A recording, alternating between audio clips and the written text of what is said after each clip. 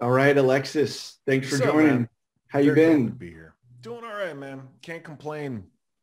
Really Love can't it. complain. Made it safely here to France. Be here in Europe for the next, geez, how long? I don't know, a few months. And loving life, man. No complaints, dude. How you doing?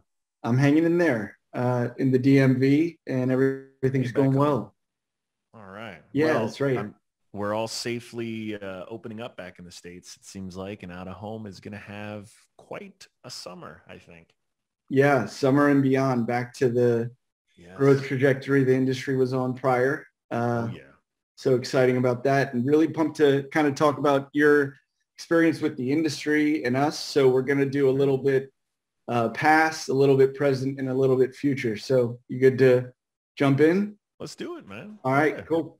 So let's go through some of your previous direct and indirect exposure to actually buying billboards and just tell us a little bit about I what love went billboards. into the campaign and how it was received. Sure. Where do you want All to right, begin? firing up this one. Wow. Oh man, that was Two a right. little over a year ago. I was Yep. trying my best. Booked out some billboards at Times Square, as you can probably tell, telling folks to stay inside if they can. This was like, what was this? February, March, maybe March, April last year. Yeah. End of March, April timeframe. Yeah, trying to encourage folks that didn't have to be outside to stay inside. And this went viral, and this is the reason I love out of home, right? I can make an investment in a billboard in a very specific geography, right? Times Square, one of the denser places in the United States. And people can see it all over the country, all over the world, because a photo of a billboard is the only kind of advertisement that really can ever go viral, right? No one's going to screenshot like an Instagram ad and post it on Twitter and be like, you wouldn't believe this. I mean, it's it's the power of a medium that is physical, and if you do it well with creative and timing and get it right and sort of lucky, can really outperform. So I was happy to do this. Ultimately, we were not too effective, unfortunately, as a country, but we're coming around. We're coming around. That's right. All right, next one, indirectly Um, involved as a South Florida resident. ooh, Tell us what you know about this one. this one's spicy. This one is spicy. So Mayor Suarez, he invited me down to an event. It's about 6 months ago. I don't know how long ago it was, but don't worry, all properly tested and whatnot for it. And, he has through Twitter very actively promoted the city of Miami and South Florida broadly as a tech hub. And he's sort of famous for basically asking folks on Twitter how he could be helpful and really doing an amazing job reaching out to the community and building a ton of support. And again, nothing like a strategic out-of-home advertisement. This one is here right as you're coming into San Francisco. And I love this. I think this was a total coincidence, but that building has a for lease sign on it. And just one extra touch that folks on Twitter noticed when this went viral, and just continue to build momentum for South Florida and Miami, really going at the heart of the San Francisco tech community, saying, hey, you know what, if you're thinking about it, I'm the mayor and you can DM me for more information. Yeah. Is this fair to call this IRL trolling? I think so. It's a smidge. It's a smidge for sure. And look, I think every city resident should aspire to have a communicative, engaged mayor, right? Social media should be a platform to do that. And, they went above and beyond to reach out to citizens not in their own city Yeah. to get some perspective ones. Cool. And this is Oh, a this is throwback. throwback. Wow. Yeah. Yeah, this is like 2010, 2011, maybe, when we were pushing for getting the FCC to basically, acknowledge that the internet is a utility. And I just say, wow, because this seems so quaint now. But, this is important. This is what, at the end of the day, was going to define the internet in a lot of ways. And, this is another one where you want to get the message out. The FCC is based in the district, or maybe in Northern Virginia. I think they're probably in the district. And, with a bus shelter, you can create an ad that not only gets seen by people, but also shared. And, it's wild to see because we've just the internet has evolved a lot since then. But net neutrality is still a very important issue. Yeah. All right. And last one on this round. Oh, look at that. You could tell I designed these because they're not the most professional. But I set up a bunch of billboards on the way in to Indian Wells. That's the tennis tournament. But oh my gosh, why am I blanking on the city in Southern California? Indio? What? Is it Indio, California? No, it's oh my God, why am I totally blanking? Anyway, the place where Indian Wells is, we set these billboards on the way in, and it was a whole series with Serena and our daughter Olympia, just welcoming her back to work after doing an amazing job bringing Olympia into the world and recovering herself and coming back to tennis. You love it. It's good for romance. It's good for politics. It's good for just straight up business. What can't out of home advertising do? Yeah. Raising the bar for every husband by a lot. So thanks for that. That's I'm trying to come up with creative ways. That's all. That's awesome. Cool.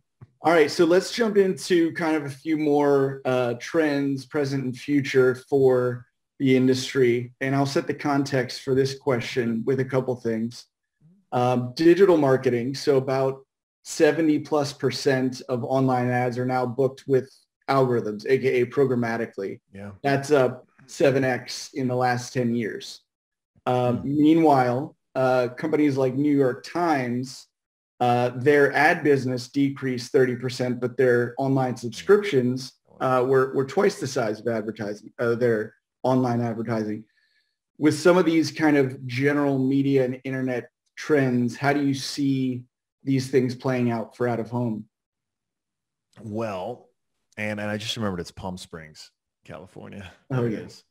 I think, look, the way digital has sort of played itself out is absolutely a bellwether for how out of home is going to look, right? Advertisers, marketers are savvier and more data-driven than ever. It's not going to change. What would it take to change that, right? Everyone would have to get a collective amnesia to just forget that this is the way to do it efficiently and effectively. So that doesn't happen. And furthermore, the pandemic really exposed the fact that these businesses, whether it's an agency or just even the marketing department of a startup, need to be as efficient as possible, as ROI focused as possible, as scalable as possible. And what does that? Well, software. And out of home just happens to be, because it is in the physical world and has all the inertia of a bunch of billboards like this that are, not digital yet. It's just taken a bit longer. But I think one of the things that's given me so much confidence since we were day one investors of AdQuick, I don't know how many years ago it's been now, but to watch the industry now evolve, and then especially after COVID, evolve in a huge way. I think you've already got, I think AdQuick might have been one of the first to even be doing programmatic out-of-home offerings and to sort of recreate that experience for folks in an intelligent, scalable way. And I think the trend just keeps going in that direction. And as we get smarter and smarter about, even new technologies or sort of old technologies that have been reborn post-COVID, like the QR code, I think we're going to see more and more attribution, which is going to mean more and more dollars spent and a really virtuous cycle, because out of home is really viable. And now the tools to actually buy it, well, search for it and buy it and then track it get better and better. So yeah, I think we're going to keep hurtling more towards programmatic and out of home, just like we have on the digital side. Yep. Cool. So tell me about any myths or misconceptions you hear or have seen about out of home in general. Wow. Well, probably the biggest, most flagrant one is that it doesn't work. And I just, it's silly because, yeah, if you put zero effort into it, or you don't use modern tooling, it may not perform as well as you would like.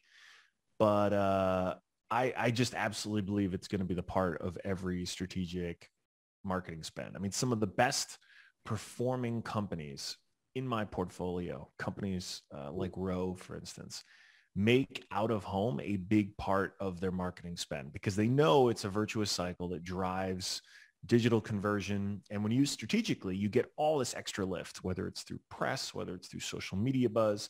And so, no, I wouldn't do it in isolation. I also wouldn't do anything in total isolation. Right. But I think it's an important part of a healthy marketing mix. And I just know, I tweeted a photo of a bench that had, right, about as boring as you could get, like a bus bench that had an advert on it for mud water and it had a giant QR code on it. And I just commented, I was like, yo, I just got sent this, like, watch what happens when you hold up your iPhone to this thing. And sure enough, you hold up your iPhone camera and I can't snap with that finger. There you go. Just like that, you're presented with an Apple Pay prompt to order some of this like iced coffee drink. Like what? That recent iOS push has just enabled a whole nother type of commerce to make even that bus bench way more relevant and measurable and actionable. And furthermore, COVID finally taught everyone in the United States how to use a QR code. Because you start coming back to a restaurant that opens and they don't hand you a menu. They say, scan this QR code to find your menu. It's that shift that, no one could have quite predicted, but has very clearly brought a bunch of sophistication to consumers here in the States that just didn't have it before. But now it's enabled. So now you show someone a park bench and say, try some mud water, whatever it is. You're taking out your phone, you're holding your camera up to it. And thanks to the latest Apple iOS update, great user experience. This is only going to keep compounding. If users are going to always gravitate towards better user experience and user interfaces, and that counts for advertisements too. Yeah, absolutely. It's pretty exciting for our industry, the kind of immediacy and intimacy that technology is allowing people to act on things that they see in the real world. So yeah, that's a great use case. Cool. So jumping into social media future, I'll lay the question out there and then give you a couple pieces of context.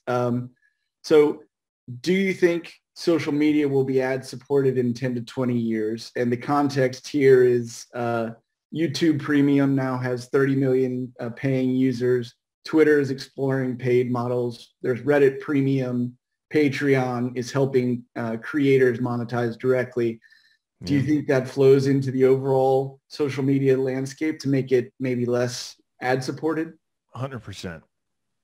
And I think, look, I even remember in the early days, it's like 2005 founding Reddit. I used to tell investors, they would ask, how are you going to make money? And I would just say, well, if you get big enough, you can run ads and make lots of money. And Facebook basically showed that path. That's what they did. And we all kind of followed suit. And no one really pushed back on it because they're like, okay, yeah, sure. Good luck. Let's see if you even get that big, right? There was already just so much skepticism there. The model that it's created, and we're really just talking about the duopoly here between Google and Facebook, is clearly unhealthy for lots of reasons that I could get into, both for society and also for the ad business, right? It's just not a good situation to have, I don't know what, at one point it was like 80, 90% of digital ad spend. I don't know what it is now, 60, 70% is spent on either Google or Facebook. That's going to decrease. Absolutely. I think you're 100% right. The second wave of social, which I've been tracking pretty actively. I was one of the earliest investor in Patreon, which to your point doesn't have a traditional advertising model. It really paved the way for memberships. And it showed that you build the tools, people, consumers, fans want to support artists directly. Platforms can make a great business, a multi-billion-dollar business, just taking a small percentage. That's the new model. And the ad-supported social media landscape was basically an accident, or it's basically just all of us sort of falling into the grooves of the road that Facebook had built. But now the second wave of CEOs, they're way smarter than I was. They're way more aware than I was. And because there's all this infrastructure that now exists, you're going to see way smarter ways to monetize. And it's going to look like memberships. It's going to look like tipping. It's going to be better for all involved because it's going to get communities healthier, more vibrant, more engaged. It's going to make content creators better rewarded, better paid. I mean, I funded a company, Clash, which does short form looping video based primarily on the fact that it was founded by creators for creators as an antidote or an alternative to TikTok, because they wanted to build in a kind of creator supported business model from day one and not have to be relying on advertising and sort of figure it out later. They said, no. We know the second wave is going to involve a direct relationship. This is what fans want. This is what creators want. And that's the supply and demand. And if you have both sides of that market figured out, you can build better tools to connect them. It's just going to be a very different digital advertising landscape in 10 years. Very, very different. Not to mention the fact that in a browser, ad block has become such a dominant extension. I don't know what the latest numbers are, but it's massive. I've heard allegedly some platforms have maybe up to half of their user base using it. And so that has a very real impact on the bottom line. And I think it all continues to push us towards a world where, those ad-supported social media platforms are going to be the minority in 10 to 15 years. Yeah, great points. It's also pretty interesting with browsers like Brave and DuckDuckGo. Their user charts are exploding. So those privacy first browsers are really being well received. So cool. Stopping. I think we're close to time, but we're going to end with a now famous one, borrowing from Tim Ferriss. So right now, May 2021, if you could put a message on a billboard anywhere, where would you put it and what would you say? Wow, Matt. I would put it somewhere.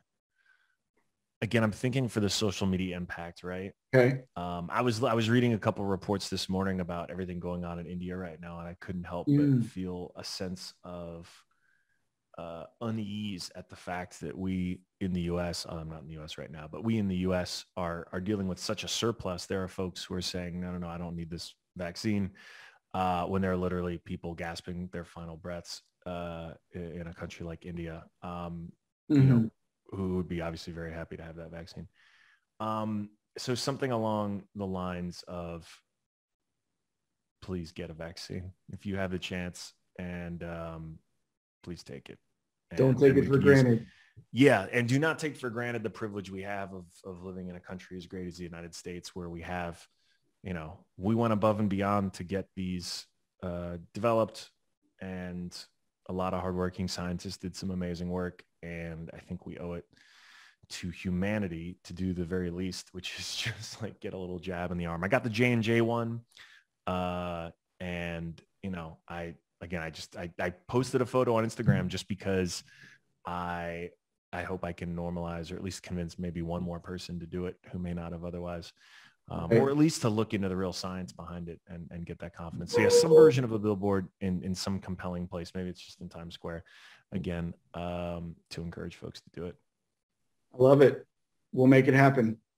All right. No, that's the thing. We're going to tell you a billboard idea at 2 in the morning. Later this by the next morning, it's there. That's true. I got to be careful around y'all. Yeah. Awesome, man. Well, thanks for the perspective, taking the time and sharing your thoughts. This was fun. My pleasure.